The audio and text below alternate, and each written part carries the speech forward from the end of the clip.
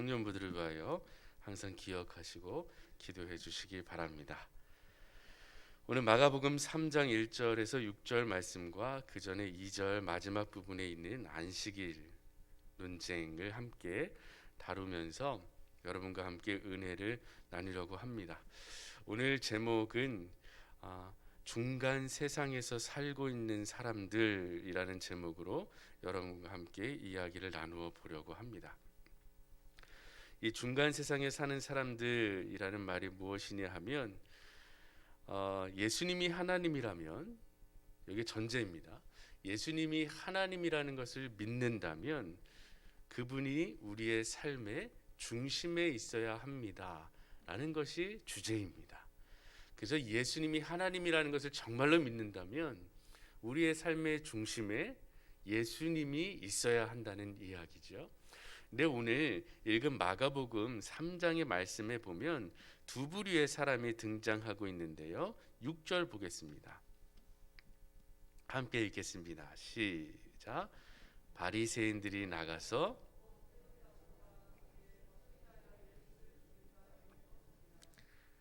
예수님께서 오셔서 가르치실 때 예수님이 하나님이심을 계속 드러내셨어요.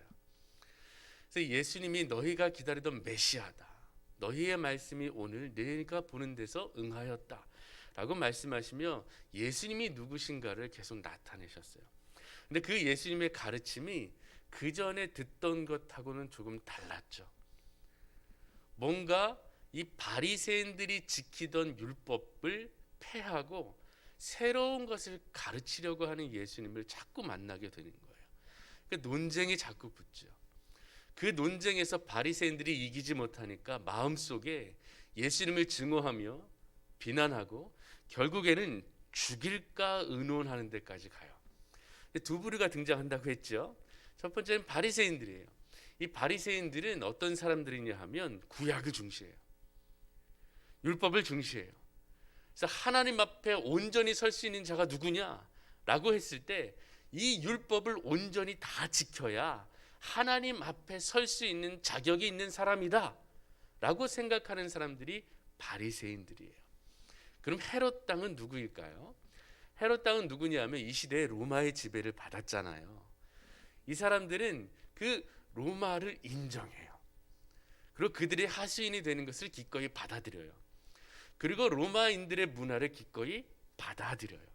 그래서 모든 문화를 수용하는 사람들이 헤롯 당이에요. 그러면 하나님의 온전한 문화라고 생각되어진 율법을 지키고 이방 문화를 배격하고 이것만 지켜야 하나님 앞에 선다고 생각하는 바리새인과 다 받아들이고 바리새인들이 미워하는 이방 문화까지 다 받아들이는 헤롯 당, 이 두 부류가 마음을 합칠 수 있을까요? 실제로 마음을 합치지 못했어요.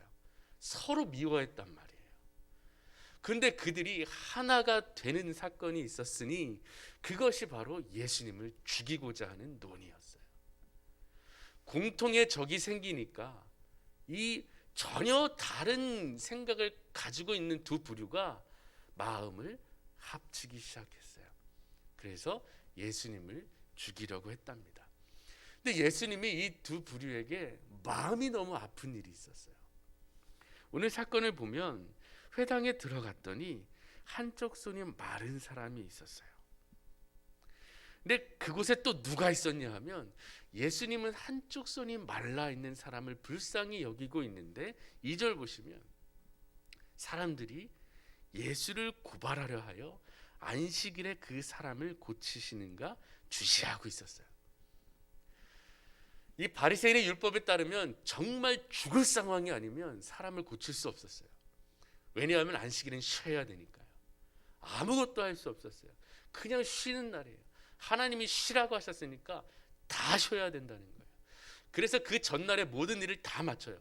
음식도 다 해요. 그래서 그걸 가지고 먹어요.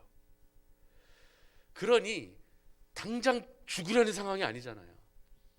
그런데 예수님이 이 사람을 고치면, 그전에도 많은 사람을 고쳤으니까 이 안식일에 쉬어야 하는 날에 저 사람을 고치면 율법을 어기는 것이니 그 사람을 고발하겠다 라는 마음으로 앉아 있는 거예요. 그 마음을 예수님이 아셨어요. 그래서 그 손 마른 사람을 모든 사람들 가운데 세우세요. 보시죠. 3절입니다. 예수께서 손 마른 사람에게 이르시되 한가운데 일어서라 하시고, 그리고 이렇게 물어보세요. 4절 한번 읽겠습니다. 시작.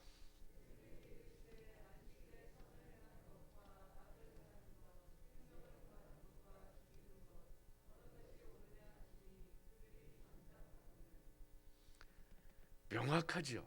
질문이 선을 행하는 것과 악을 행하는 것, 이 두 가지 중에 옳은 것이 무엇인지를 모르는 사람이 있을까요? 그리고 보세요. 생명을 구하는 것과 죽이는 것, 어느 것이 옳을까요? 근데 문제는 여기에 안식일이 끼어 있다는 겁니다. 아무것도 하지 말라는 날에 선을 행할 수 있느냐 없느냐? 그럼 악을 행하겠느냐 아니냐? 사람을 죽이겠느냐 살리느냐? 이 문제를 가지고 안식일을 어떻게 할 거냐라는 거예요. 어느 것이 옳겠느냐라는 거죠. 이 안식일 논쟁이 바로 그 2장 마지막 부분에 나와요. 내가 안식일의 주인이다. 사람을 위하여 안식일이 있는 거 아니니? 라고 말씀하셨던 부분이 2장 마지막 절에 나와요. 이 말의 뜻은 무엇이냐 하면 안식일의 주인이 나다. 예수님이라는 거예요. 그러면 안식일의 진정한 평안과 쉼을 얻는 날인데, 그 진정한 평안과 쉼은 실제로 아무것도 안 하는 데서 얻어지는 것이 아니라 안식일의 주인인 나로부터 그 참된 평안과 안식이 주어지는 것이다 라고 말씀하시는 거예요.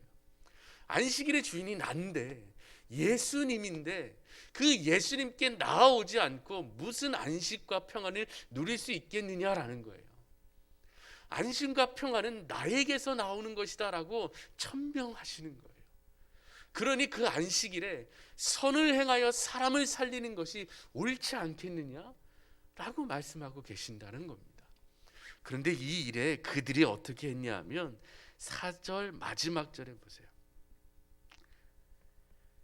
그들이 잠잠하거늘, 대답을 안 했어요. 어떤 것이 옳은지, 어떤 것이 그른지 그들이 명확한 기준을 갖고 있음에도 불구하고 대답을 못했단 말입니다. 왜 그랬을까요?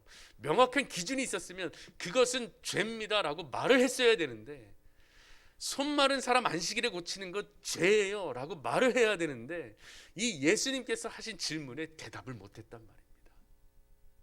틀린 말이 아니거든요. 그들도 마음속에 인정하는 거예요. 근데 차마 그것을 인정하지 못해요. 예수님 앞에 나아가지 못합니다. 그것을 예수님을 뭐라고 했냐 하면 5절 첫 번째 부분 한번 읽겠습니다. 시작. 이거예요.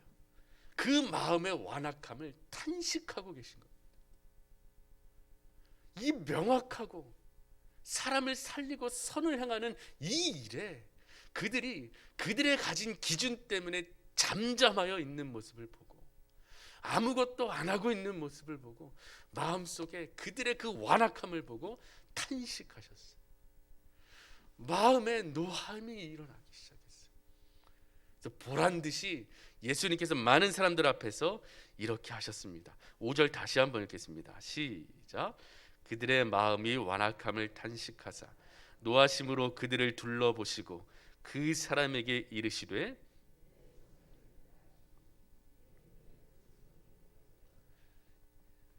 이 손이 마른 사람에게 안식일의 진정한 평안과 안식이 주어졌습니다. 그의 손이 나았어요. 안식일의 주이신 예수님께서 그를 회복시켜 주셨어요.